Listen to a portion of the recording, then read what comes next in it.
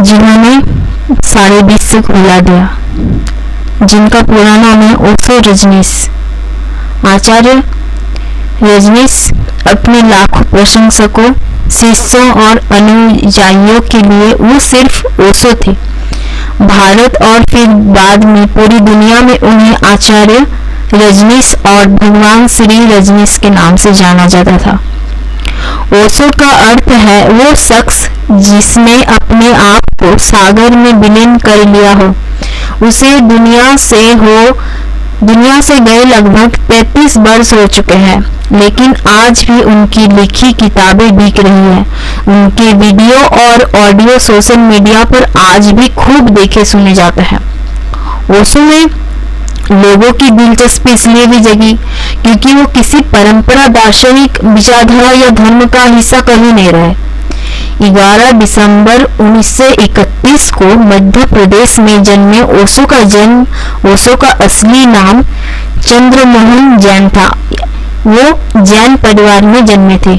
बसंत जोशी ओशो की जीवनी the luminous rebel life story of a Maverick mistake में लिखते हैं, ओशो एक सामान्य बच्चे की तरह बड़े नहीं हुए, लेकिन तब भी उनसे कुछ ऐसा अलग था जो उन्हें सामान्य बच्चों से अलग करता था।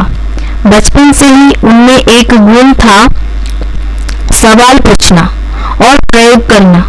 शुरू से ही लोगों में उनकी दिलचस्पी थी। मानव प्रवृत्ति पर पैनी नजर रखना उनका मुख्य सुगल हुआ करता था। नतीजा ये हुआ कि अपने से बाहर की दुनिया और मानव मस्तिष्क पर उनकी बारीक नजर हुआ करती थी। कॉलेज से निकाल दिए गए थे। जब 1951 में बीए पास करने के बाद ओशो ने जबलपुर के हितकारकी कॉलेज में दाखिला लिया तो दर्शन शास्त्र के एक प्रोफेसर से उनकी ठन गई। वो लेक्चर के दौरान उनसे सवाल पूछते थे कि प्रोफेसर जवाब देते देते तंग आ जाते थे और समय पर अपना पूरा कोर्स नहीं कर पाते थे। बसंत जोशी लिखता है, आखिरकार जब प्रोफेसर से बर्दाश्त नहीं हुआ तो उन्होंने प्रधानाचार्य की अल्टीमेटम दे दिया कि उस कॉलेज में या तो वो रहेंगे या चंद्रमोहन जैन। प्रधानाचार्य ने चंद्रमोहन को अपने दफ्तर में बुलाकर कॉलेज छोड़ देने के लिए कहा। हालांकि उन्होंने माना कि इस प्रकरण में उनकी कोई गलती नहीं थी, लेकिन वो नहीं चाहते कि इस मुद्दे पर उनके कॉलेज के वरिष्ठ प्रोफेसर अपने पद से इस्तीफा दे दें। इसीलिए चंद्रमोहन ने इस शर्त पर कॉलेज छोड़ने का फैसला किया कि प्रिंसिपल उनका दाखिला किसी और कॉलेज में करा देंगे। रजनीश इतने कुख्यात हो चुके थे कि शुरू में हर कॉलेज ने उन्हें अपने यहाँ रखने से मना कर दिया था। बाद में बड़ी मुश्किल से डीएन जैन कॉलेज में उनका दाखिला हो पाया। युवावस्था में रजनीश को हमेशा सिर दर्द की शिकायत रही। एक बार जब उनका सिर दर्द बहुत बढ़ गया तो उनके फुफेरे भाई क्रांति और अरविंद को उनके पिता को बुलवाना पड़ा। उनके पिता का मानना था कि अत्यधिक पढ़ाई के कारण रजनीश के सिर में दर्द होता है। उनको याद था कि किस तरह रजनीश अपने माथे में बाम लगाकर पढ़ना जारी रखते थे। प्रोफेसर की नौकरी छोड़ आध्यात्मिक गुरु बने। रजनीश ने अपने करियर की शुरुआत 1957 में रायपुर के संस्कृत विश्वविद्यालय में प्रवक्ता बनकर की। सन 1960 में वो जबलपुर विश्वविद्यालय में दर्शन शास्त्र के प्रोफेसर बन गए। उनको उस जमाने में एक तेज तर्रार अध्यापक माना जाता था। इसी दौरान एक आध्यात्मिक गुरु के रूप में उन्होंने अपना करियर शुरू किया और पूरे भारत का दौरा करने लगे और राजनीति, धर्म और कामवासना पर विवादास्पद व्याख्यान देने लगे। कुछ दिनों बाद उन्होंने प्रोफेसर के पद से त्यागपत्र दे दिया और पूरी तरह से गुरु बन गए। सन 1969 में उन्होंने मुंबई में अपना मुख्यालय स्थापित किया। एक साल पहले उनसे मिली मां योग लक्ष्मी उनकी प्रमुख सहायक बन गई और वर्ष 81 तक इस पद पर रही। इसी दौरान उनकी मुलाकात एक अंग्रेज महिला क्रिस्टीना वुल्फ से हुई। उनको रजनीश ने सन्यासी नाम माँ योगा विवेक दिया। वो उन्हें अपने पिछले जन्म की दोस्त मानते थे। वो उनकी निजी सहयोगी बन गई। मौलिक विचारों के कारण प्रसिद्ध थी। वो राष्ट्रीय और अंतर्राष्ट्रीय खबरें जो दिन भर सुर्खियां बनी। रजनीश ने शुरू से ही सदियों से चली आ रही धार्मिक धारणाओं और कर्मकांडों के खिलाफ अपनी आवाज उठाई।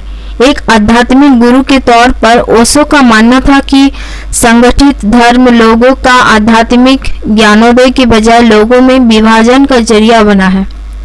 उनकी नजर में धर्म कुरीतियों का शिकार होकर अपनी जीवन शक्ति खो चुका है।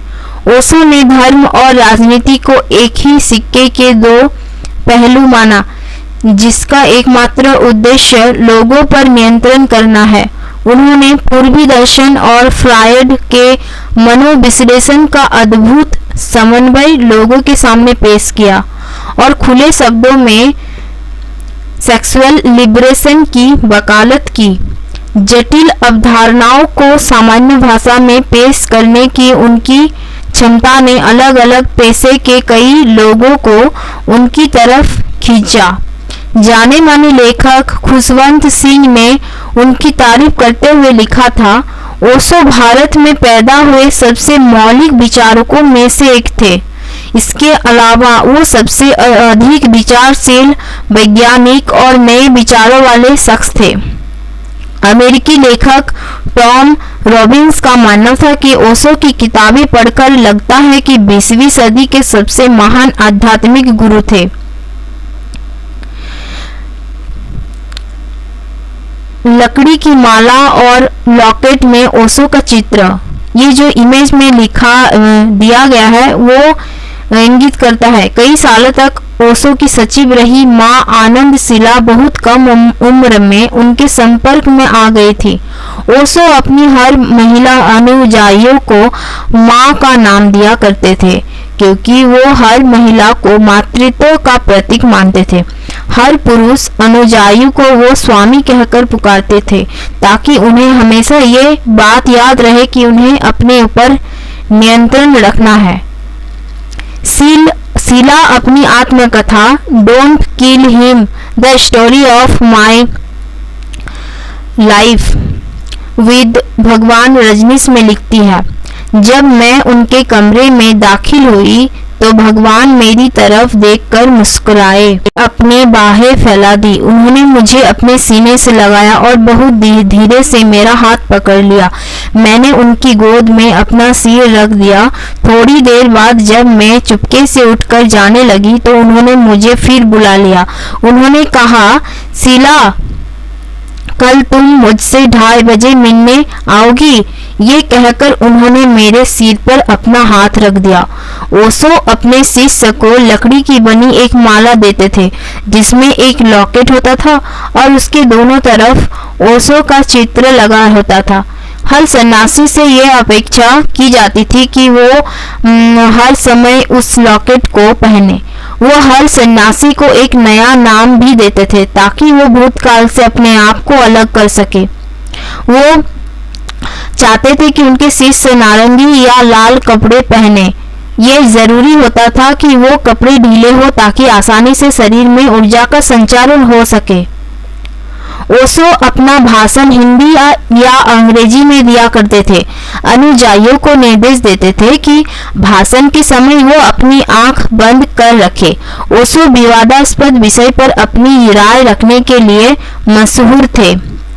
विन मैकरोमक अपनी किताब द रजनीश क्रॉनिकल में लिखते हैं, उनके विचार इतने विवादास्पद होते थे कि कई बार भारतीय संसद में उन पर प्रतिबंध लगाने के बारे में चर्चा भी हुई। अलग अलग लोगों को आकृष्ट करने के लिए ओशो कई अलग अलग विषय चुनते थे।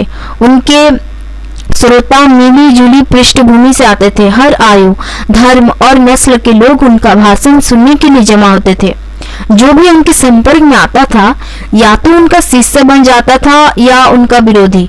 कोई उनके प्रति उदासीन नहीं रह सकता था। 1972 के दौरान भारत आने वाले विदेशी पर्यटक उनकी तरफ आकृष्ट होना शुरू हो गए थे।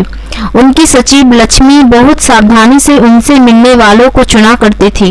उन सबसे पहले एक डायनेमिक मेडिटेशन में शामिल होने के लिए कहा जाता था और फिर ओशो से उनकी मुलाकात कराई जाती थी।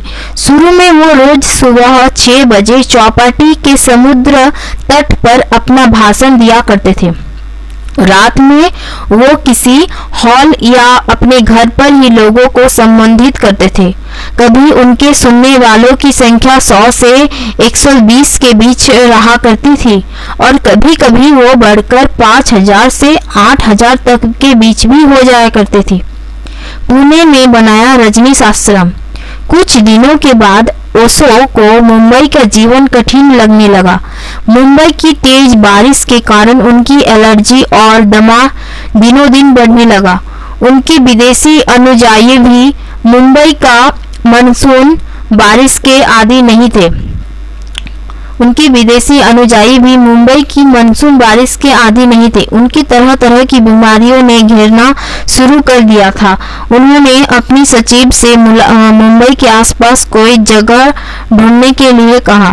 काफी सोच विचार के बाद तय किया गया कि वो पुणे में अपना आश्रम बनाएंगे। पुणे का मौसम और आबोहवा मुंबई से बेहतर थे। उन्होंने आश्रम के लिए कोरेगांव को चुना।